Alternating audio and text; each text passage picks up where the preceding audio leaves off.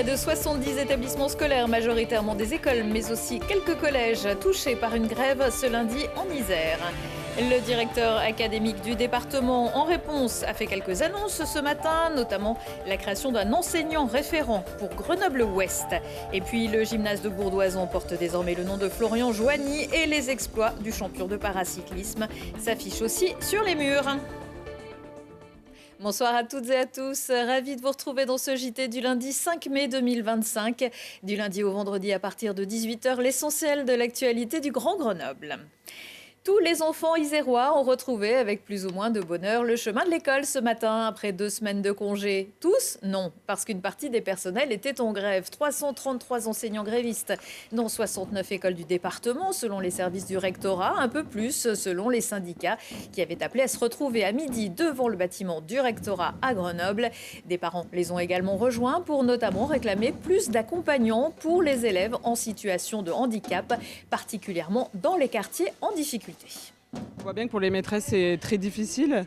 Les classes sont nombreuses, il y a beaucoup d'élèves en difficulté où il n'y a pas toujours d'AESH et du coup c'est un peu difficile pour les enseignants, ça se ressent pour les enfants qui sont fatigués à la fin de journée. Et puis surtout, nous à Malherbe, il y a beaucoup de personnes qui sont dans les maisons autour qui mettent leurs enfants dans le privé en fait parce qu'ils en ont marre des écoles publiques comme ça. Donc on perd en mixité et ça c'est vraiment dommage pour une école comme Malherbe où il y a de moins en moins de mixité dans l'école. Le fond du problème, c'est d'essayer d'apporter une aide individualisée à chaque élève. Et là, on n'est pas du tout sur ce genre de réponse. Plus on a d'élèves qui présentent des difficultés, plus ça nous demande du temps.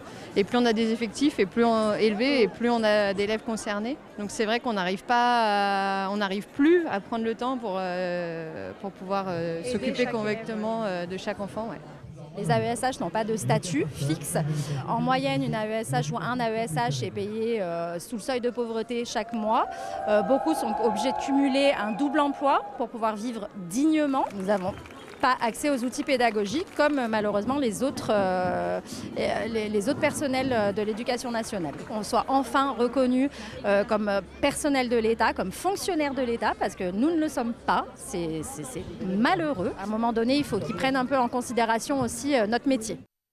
Un peu avant la manifestation, le directeur académique de l'Isère a annoncé la création de 2 dispositifs pour répondre en partie aux demandes. On crée à Grenoble, pour la rentrée prochaine, 2 dispositifs de prise en charge de ces élèves avec des moyens supplémentaires pour pouvoir extraire ces élèves de la classe pour un temps donné, pour qu'ils puissent travailler leur posture d'élève en lien avec les apprentissages de la classe pour que le plus rapidement possible, ils puissent rejoindre leur classe d'origine. Aujourd'hui, la prise en charge des élèves en situation de handicap est une prise en charge qui est localisée sur 40 territoires. Demain, ce même territoire de l'Isère sera subdivisé en 69 territoires. L'idée, c'est de gagner en proximité et de pouvoir anticiper la prise en charge de ces élèves pour que ces élèves soient plutôt inclus dans nos écoles. Et pour ce faire, on aura la création de 2 postes complémentaires sur chacun de ces 69 PASS, un enseignant venant de l'éducation nationale et un personnel venant de l'ARS. Par ailleurs, Patrice Gros a aussi fait savoir aujourd'hui que le principal du collège Louis Lumière à Échirolles rejoint dès cette rentrée le collège des 6 Vallées à Bourdoisan. Une mutation qu'il aurait lui-même demandée et qui ne serait donc pas en lien avec les manifestations d'une grosse partie des enseignants d'Échirolles qui demandaient depuis plusieurs mois son départ, qualifiant son management de toxique. Rien à voir avec le mouvement de grève attendu dans les trains cette semaine, mais la circulation ferroviaire entre Lyon et Grenoble a été arrêtée ce lundi matin dans les 2 sens, TER comme TGV, et la circulation n'a pu commencer à reprendre qu'aux alentours de 13h. En attendant, des itinéraires de déviation ont été mis en place par Valence ou Chambéry. La cause, une panne électrique sur la portion Saint-André-le-Gaz-Moiran. La semaine qui vient sera-t-elle aussi sanglante que la précédente? Entre le 25 avril et le 1er mai, pas moins de 9 blessés ont été décomptés lors de 5 fusillades sur les principaux points de deal de l'agglo.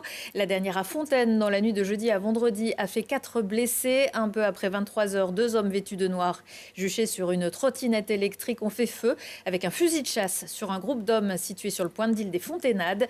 2 d'entre eux ont été gravement blessés au thorax, à une jambe et au flanc. Les autres plus légèrement. Toutes les victimes sont âgées d'une vingtaine d'années. L'un des deux suspects interpellés, mis en examen et finalement placé en détention en fin de semaine dernière dans le cadre de l'enquête sur les attaques récentes contre les prisons, n'a que 17 ans. Quelques jours auparavant, ils avaient été arrêtés dans une voiture avec un jerrycan d'essence à 200 mètres de la maison d'arrêt de Vars. Il s'agirait de petites mains utilisées par un ou des commanditaires. Actuellement, 26 personnes sont en garde à vue dans cette affaire, un peu partout en France. Du sport, et c'est bien parti pour Florian Joigny. Pour le lancement de la Coupe du Monde à Ostende, le paracycliste originaire de Bourdoisan a remporté le contre-la-montre et la course en ligne. Anaïs Vincent, sa compagne, a elle décroché une deuxième et une première place.